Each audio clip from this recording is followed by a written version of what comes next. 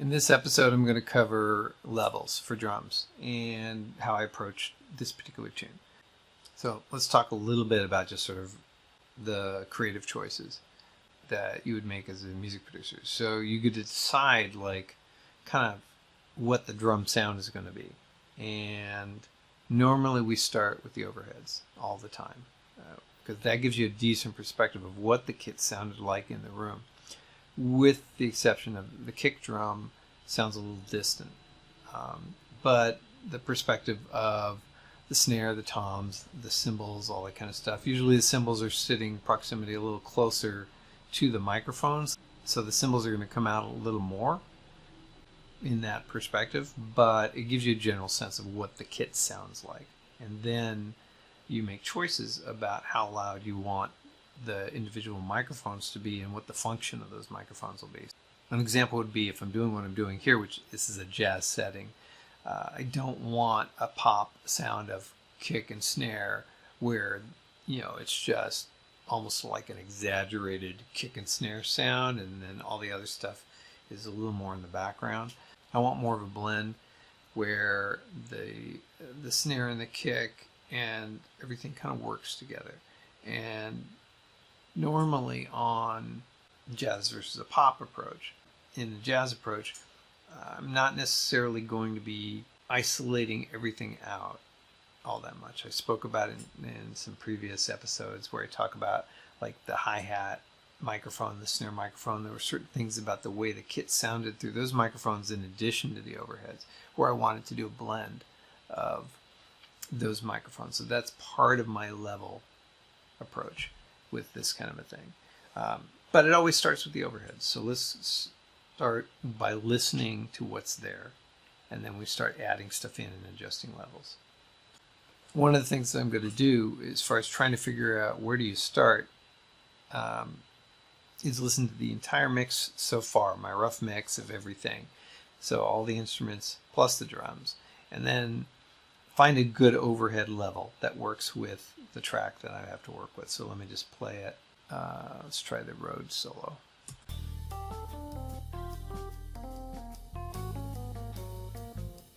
So now I'm just listening to overheads only.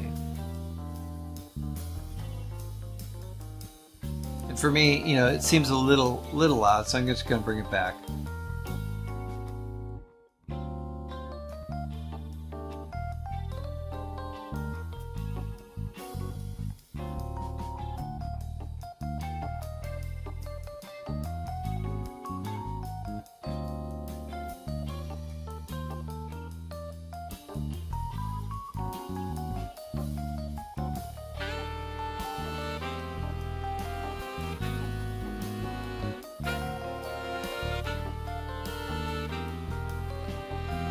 My bass is a little loud.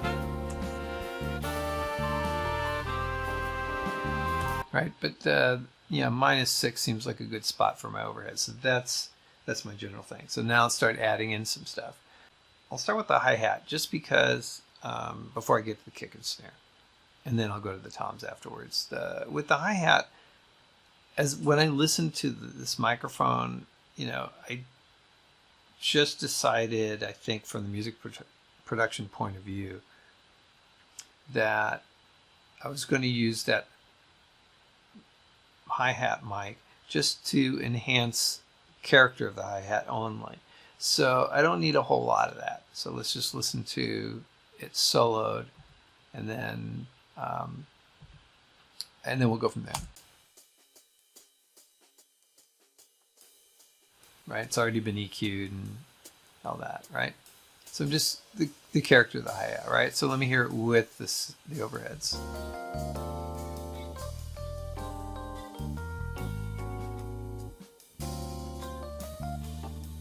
So it seems a little exaggerated right now, so I'm just going to start pulling it back. No hi-hat.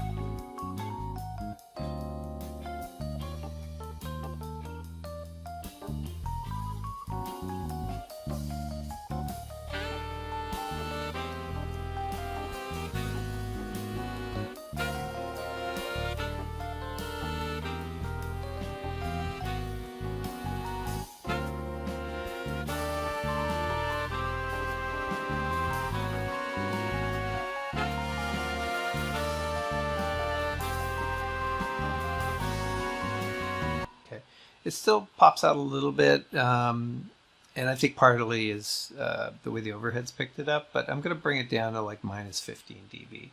And I think that'll sound pretty good to start with. And then let's move on to the snare.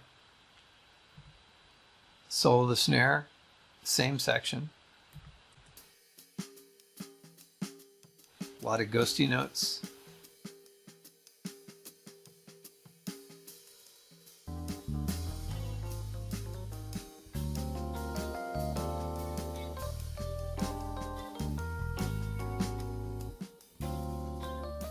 That's snare completely out, and I'm just going to sneak it in.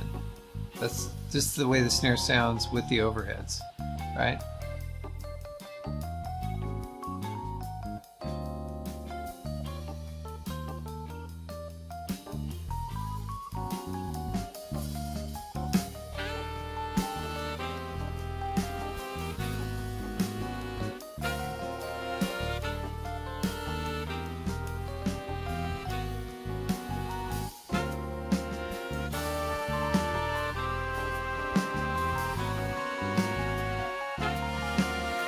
So that minus 6 sounds pretty decent to me. Let's go to the kick.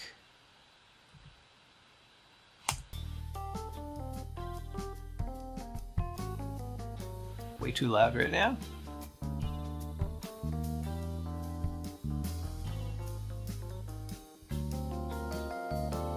So this is just everything except for the kick. Right? It's not, you can't really hear it at all, right? So now I'm going to bring it up.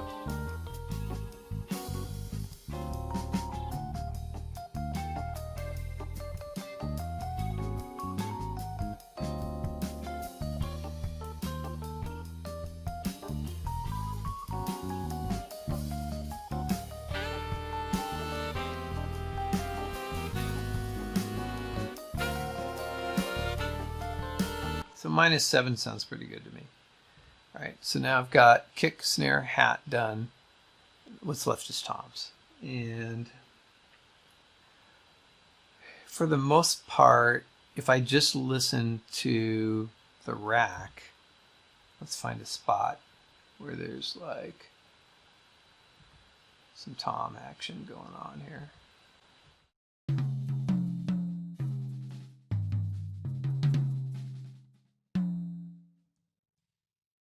So they sound pretty even at 0 dB for the toms. And remember, I'm using a routing folder, so I've got 2 places to adjust levels. I could adjust individual levels for all 4 of the toms, but since they tend to sound pretty even to me, I'm going to leave these alone. I'll just adjust my overall tom rack level. So let's listen to it in the whole mix. So this is at 0 dB.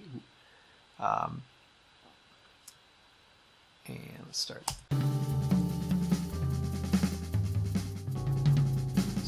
So it's too loud. So let me just pull it back. We'll start with listening to it from the overhead point of view first, and then I'll sneak it in.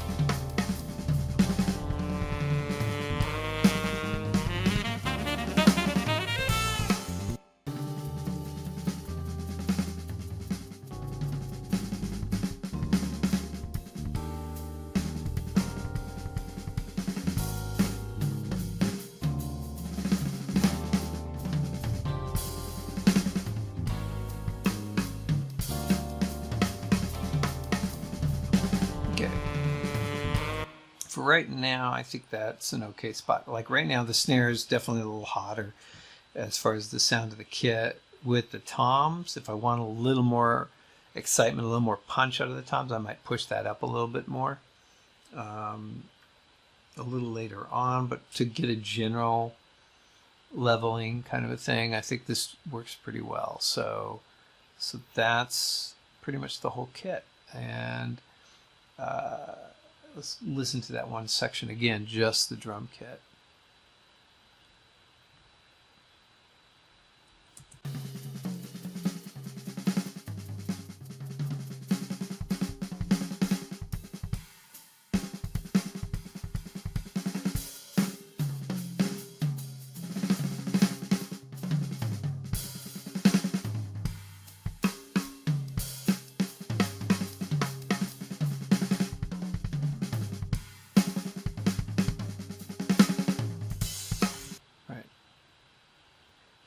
think that works pretty well. The next thing I want to show you is just to point out the blending of how to, the sound of things. So let's listen in on the microphones that I'm not doing much. I'm not doing any gating or anything like that, which is like the hi-hat, the snare, and the overheads. So let's just listen to those. Start with the overheads. I'll use that same section. All right. So this is the overhead only.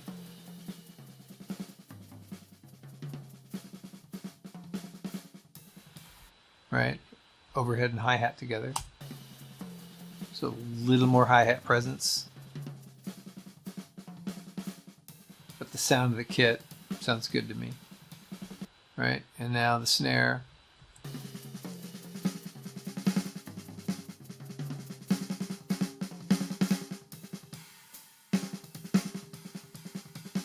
Yeah. So it's definitely strong on the snare, but that feels pretty good to me. If I was just to isolate a couple of these things, take out the overheads.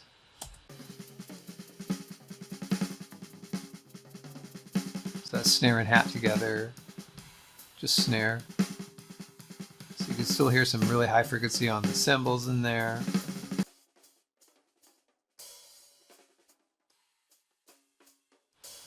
Not as high frequency on that coming from the hat.